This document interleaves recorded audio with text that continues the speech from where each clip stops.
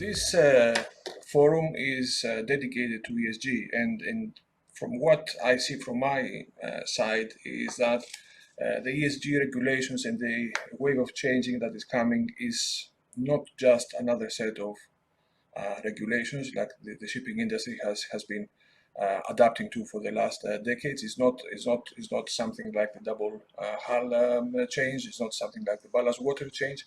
It is rather a challenge of how we can meet the expectations of the new generation, of our children, of our grandchildren, who are going to be the ones who are making the commercial decisions in a few years' time. So this is not this is something quite bigger, and as the previous panelists have informed, and to help us understand how a shipping company can handle and how does it fit into a shipping company, I'm delighted to host Alex Hadjipateras. Alex comes from a family that it's synonymous with shipping in Greece. They go back many generations. Probably I don't know if I can count the generations that his family goes back in shipping. So his family has seen all the changes. I'm certain that he has heard all the stories from his fathers and grandfathers and uncles of how they moved from the age of sails into the age of oil, coal, and now into the age of the green shipping. So I'm delighted that Alex is with us. He's I would say, a representative of the new generation of owners. And so he will bring in a viewpoint. He's a business development executive of Dorian Gas, a gas carrying a company which has quite a large fleet, and it's also a member of the Helios pool that is run out of Singapore, so there is a local interest there. Dorian have invested a lot on the green revolution, as shown by their latest sustainability report. So I don't want to take more of the precious time. I would like to give the floor to Alex, and hopefully we can have some discussion a bit later. Alex, it's to you. Thank you very much. And Dorian LPG is a very gas carrier company listed in New York. Just going to also put my volume. And we have 20 very large gas carriers. We run the Helios LPG pool, as we mentioned, with Phoenix, which is a subsidiary of MOL, based between Copenhagen and Singapore. So today I would like to talk a little bit about how we see the future, talk a little bit about environmental, social, and governance, and our approach and our recent report there, and then also touch on sustainability, which has been covered quite extensively, but give some thoughts on how we think about that and the new fuels, and then also optimization, as Christian was alluding to earlier. So if you wouldn't mind going to the next slide, please. Okay. You can see in the title of this slide, I put ESG with substance. So what I wanted to highlight here is we made our first ESG report, and we integrated every team member into the creation of this report, because for us, it's not just a compliance or a checkbox exercise. This is something that we want the values of and the purpose behind to kind of drive how we lead forward. We're already carrying a fuel, LPG, which is more sustainable and helps countries transition to a cleaner future, a bridge towards cleaner fuels. But talking about the S and the G, the social and the governance, how can we incorporate those aspects into our values as a company going forward too? So we've worked very heavily on diversity and gender inclusion in our seafaring complement, promoting many female seafarers, incorporating female cadets. We try to embrace all of the values, both at sea and at shore. We don't differentiate. And we've picked a few key sustainable development goals to anchor ourselves against. We didn't want to just have a list of 6 different goals. We want to pick 3 or 4 goals that we can measure against and then build from, have a kind of starting point. So for us, I think the keys for this report was integrating the whole team into its development, having awareness sessions discussing about the goals, challenging each other, and then setting a benchmark that measure some short and medium term goals in the future so that we have some metrics as well and we can compare ourselves against other companies there. So it is an investment, not just money wise, but time. But we think it pays off and it kind of flows into the core and purpose of who we are as a company. So if you wouldn't mind going to the next slide, please. Okay, I wanted to take a step back.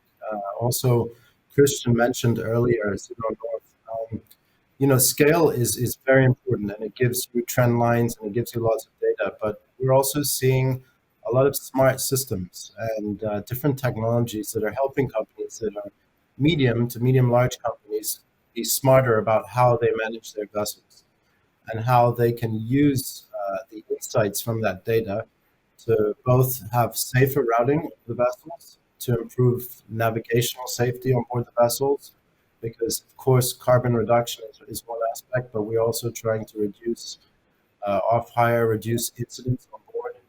So just some of these technologies are like artificial intelligence now that we're seeing people on the bridge, help people on the bridge notice, for example, if they're sailing at night and they're going through waters where maybe there's some boats that have no lights, they help pick up through heat sensors the boats that are around the vessels, fishing boats. We're seeing, of course, sensors on board the vessels that are picking up data from the main engine, and they are connected through IoT.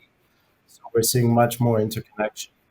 And then one thing, of course, is the collection of the data, and then the other is how it's displayed and user interface back to senior management ashore. And that's where we've worked very heavily so that it doesn't just matter to the team that's reviewing it, but also at the CEO board level so that they can understand how we're running the vessels, how we can be smarter, how we can be proactive, how we can use machine learning to deal with weather patterns to help the captains have smarter routing. So I think, of course, I would echo all the points that were mentioned before about reduction of carbon, but I would also just highlight that we're seeing more proactive technologies allowing us to be more proactive also in how we manage the vessels, how we route the vessels, and then also having a platform, of course, for growth.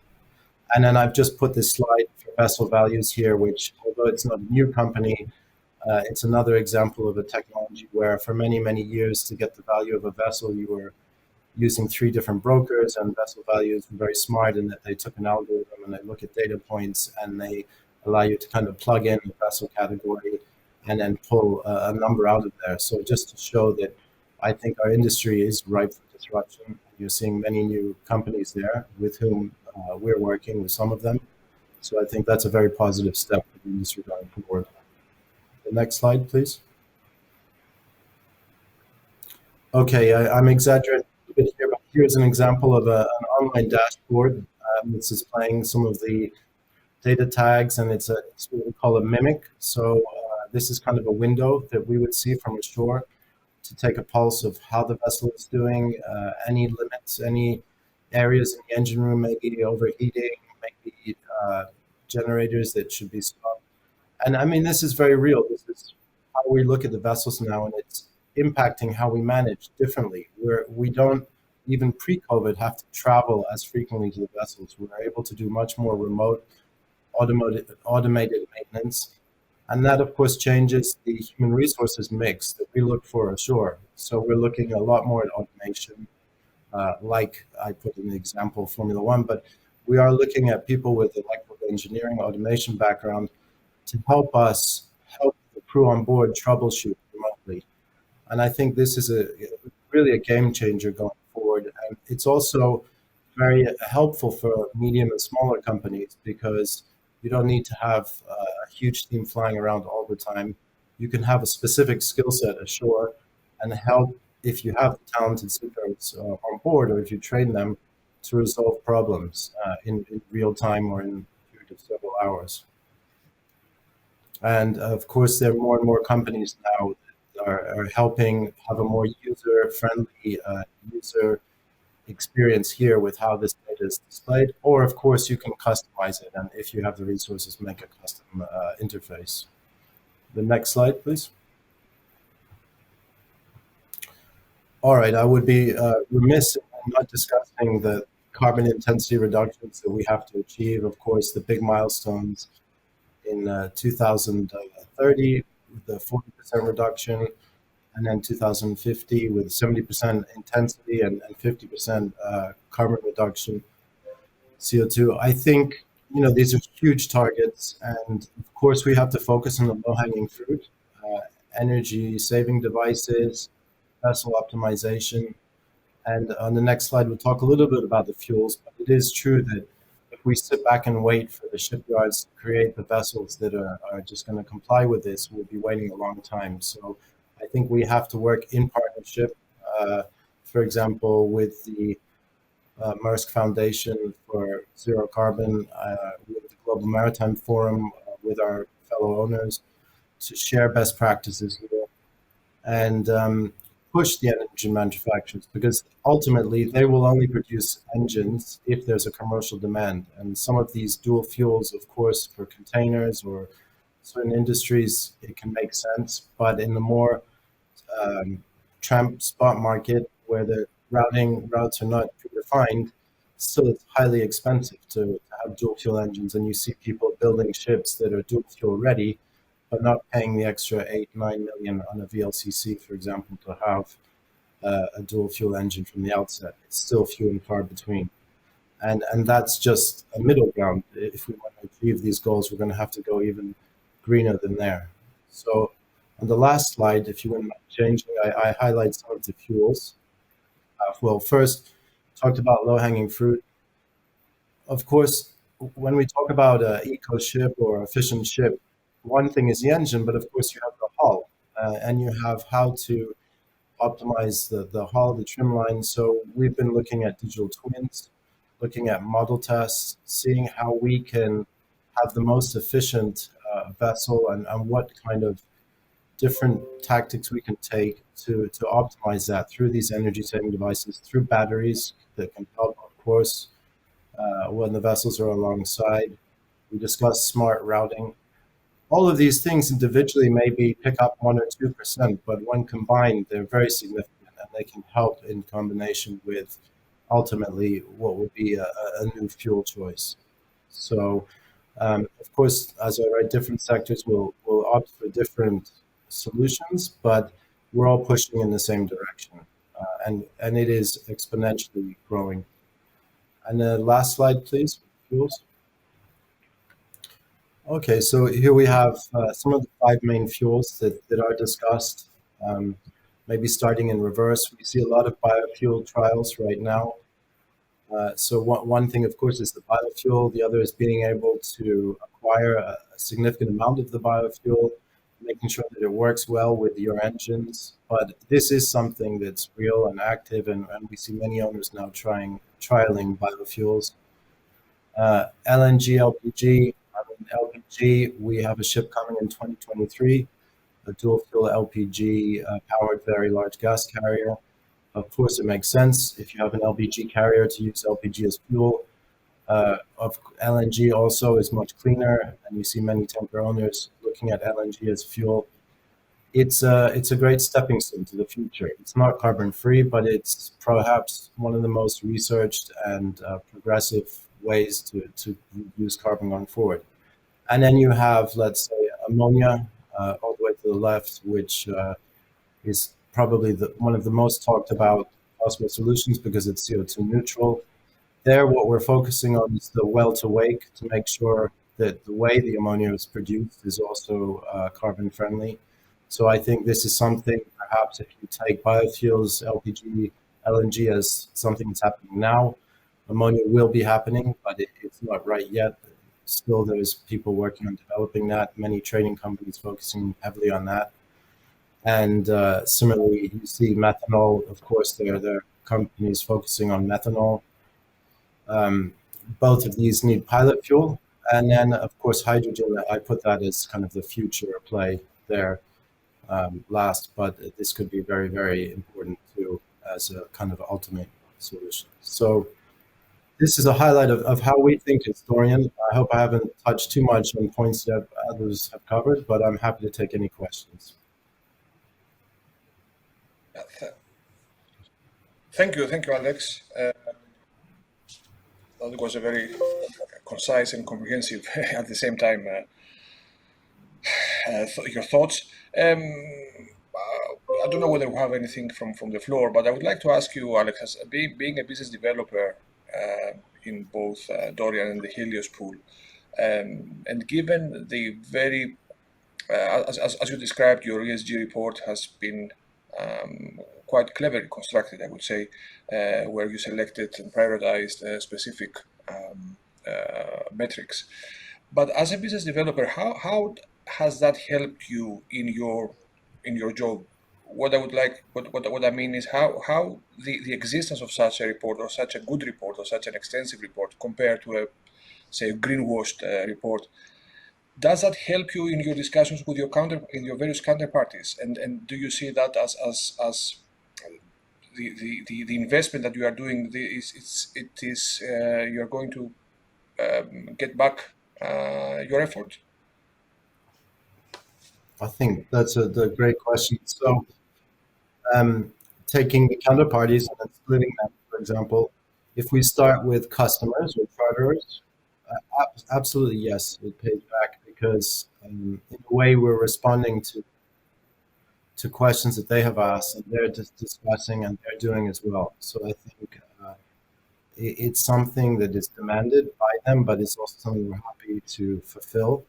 So from the charter perspective, having that discussion is very important. You know, take a company like Equinor in Norway, the energy company there. I mean, I can't emphasize how important it is to someone like them, or Trafigura. I think that it's really at the forefront of that discussion as we discuss new business, new buildings, projects together. Then, if you take investors, you have certain investors that are split. Some are purely ESG driven, and they segment and basket companies they're looking at only into that kind of group, and they're very almost activist towards that side. And then others, I think it's important, but it's perhaps more part of an exercise. And then I would just add insurance companies. It's very important to the insurance companies, big insurance, all underwriters. It's extremely important to them what they see. So for me, it's very helpful, and I try not to talk about it only as a report, but more as looking at the goals that we highlight there. Yeah, and you being a director of the UK P&I club, I think you can see that from the other side as well. Uh, how this will affect the relationship, I think, of the shipping company with its various counterparties. Because I think, in my view, this is not about the shipping company itself, is how it fits and interacts with the various counterparties that they themselves are under pressure from the society and the public. They feel the pressure, I think, even more than the shipping company does. So they in turn pass on the pressure to the shipping company. So I think we need to understand the viewpoint of our various counterparties to see how important that is. And I would like also to ask you, as I mentioned in the introduction, you come from a very traditional shipping family going back generations. You are now involved in a New York Stock Exchange, a listed company, meaning that it's a bit more formal, it's a bit more the corporate governance is a lot more concrete. But how do you see that the ESG and especially the G side of the equation trickle down to the more traditional mid-size or family side company? Is this just for the big boys, or is it something that the smaller operators should have the radars open and really get on the bandwagon now?